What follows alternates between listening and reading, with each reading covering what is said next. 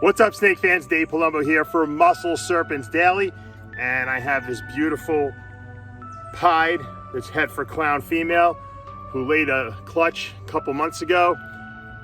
I had them hatch out, and I'm going to show you guys what's going on. They haven't all shed yet, but they're their first shed, but they're looking pretty good.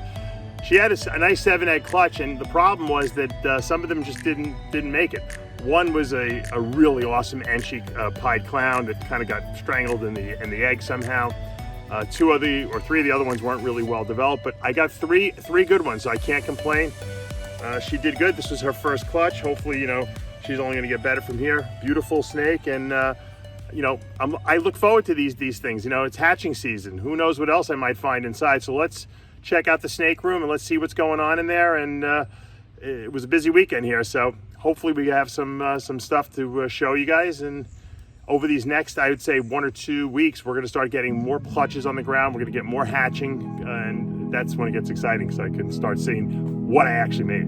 All right, so last night I came into the snake room and I saw this snake, which is someone I've been waiting for a very long time to lay some eggs. Now, upon first inspection, she might not look like much, but if you take a look, she's missing scales on the head, and she's what we call a microscale. Okay? They're little mini beaded little scales, almost like a rough scale python. It's a morph. It's a single copy gene. We call it the microscale. 2 copies of the microscale, and you get a scaleless animal. So it's like the scaleless heads, except it has like a beaded feeling scale, and you definitely see better coloration. So this is a regular ball python that is just microscale.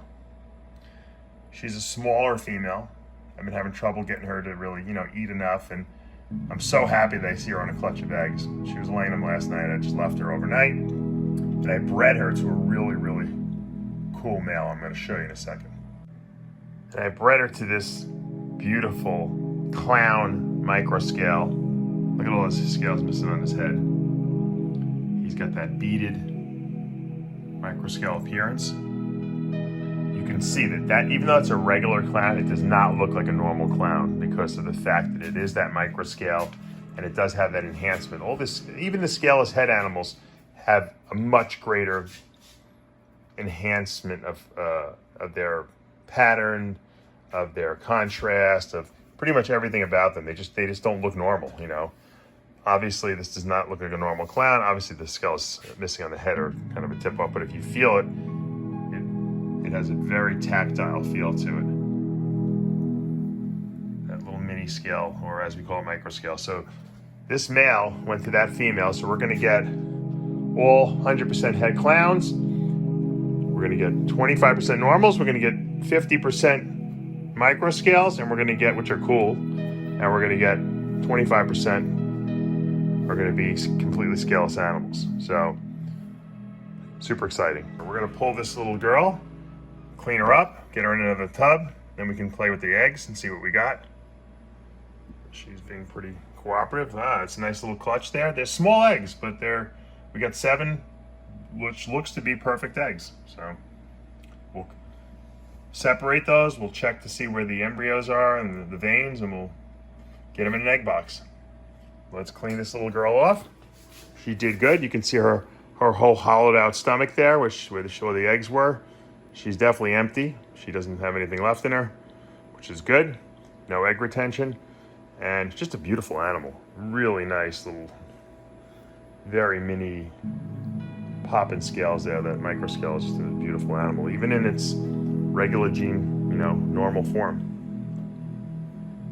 You see the head's missing some scales right there.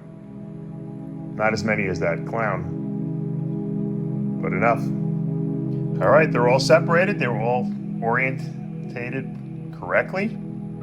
So I just separated them a little bit, but I really didn't have to do any spinning or turning or anything like that. 7 nice eggs. And in 60 days, we'll see if we have any scaleless head clown ball pythons. Be exciting. I'm excited to see some of the microscales too, because they're really cool as well. And you guys will probably have the advantage of me making some of these available. So the great thing is that they're all het clown. Oh, this is the fun time of the year. My carpet python clutch is pipping. All by themselves. Look at this. Look at this mound of eggs we got here. I see a lot of slits in there. Not everyone's head is sticking out, but we got a couple of them. All the dark ones seem to come out first. I always see the albino ones come out last. Seems like, to me at least. In my experience, my brief 3 or 4 year experience breeding carpet pythons. I always find that the darker ones come out first, and that's all right. It just makes me believe I'm not going to get any albinos. That's an axanthic right there. That's probably a double het. This is my caramel double het snow to double het snow. So we'll see what we get. All right, here's my second clutch of the year. It turned out well, but not as well as I would have liked. I showed you guys a little on my Instagram the other day. I produced this really, really cool Enchi clown pied. Over here. Really, really nice. She still hasn't shed out. She's got the wrinkly skin.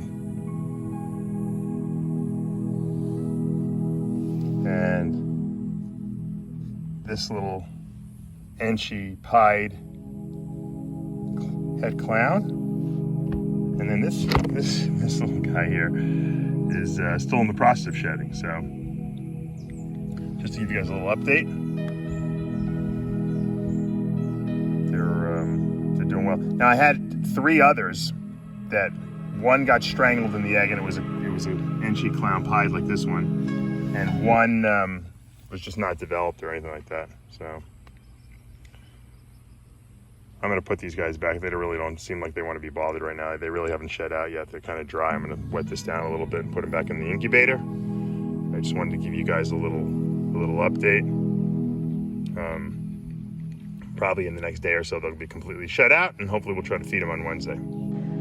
Yeah, so this egg box is really dry. I just saw outside, so I put some more water in there with these sponges. I didn't realize how dry it had dried out in here. I helped this guy shed off, so really nice. Once again, that's an Enchi pied. It's het for 100% het clown. That's another Enchi pied 100% het clown right there. And that's obviously the one that didn't shed, but this is the stunner. That's the will be a stunner once it sheds.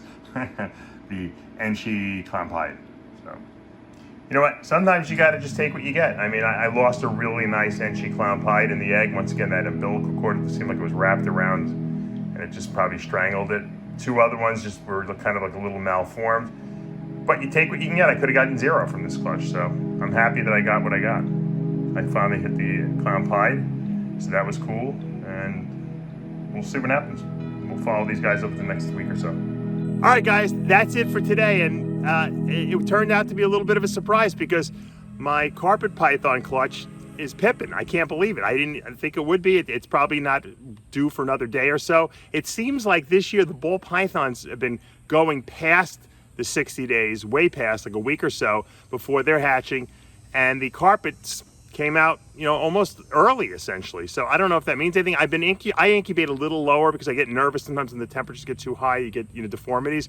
So I incubate I keep my thermostat about 86, but sometimes inside that egg box it could be up to 88 degrees. But I just find it takes a little longer to hatch them, but I get better hatch results. That's just my my inkling. I think that you're better off going lower temperatures than higher. I know a lot of people go right to the 88 degree mark. But sometimes when the heat's up in there, it can go over 90, you know, even if the thermostat's not on. So you got to be careful with that. So I always err on the side of, you know what, I'll wait a couple extra days. I'll wait an extra week if I have to for these things to hatch. It doesn't matter at this point. And that's just my strategy. But I hope you guys enjoyed today's episode. We'll be back, of course, tomorrow with hopefully some more hatching and some more eggs on the ground. For now, I'm Dave Palumbo with Muscle Serpents Daily. Make sure you subscribe, turn on your notifications, hit that like button. We'll see you tomorrow morning.